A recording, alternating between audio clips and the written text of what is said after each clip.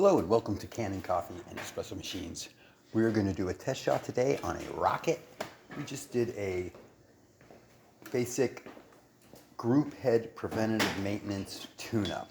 And everything fits really well, feels really good, lubricated, and we're going to see how our shot comes out.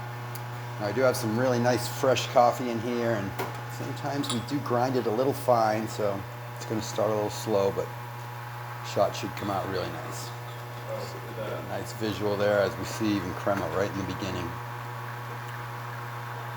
Anyway, it's got some really nice pump pressure. Pressure in the boiler is doing good. There we go. I'm going to actually just cut this just a little short for the video. Nice shot. Check the steam. Nice, strong, dry steam. Hot water valve works really good. Did you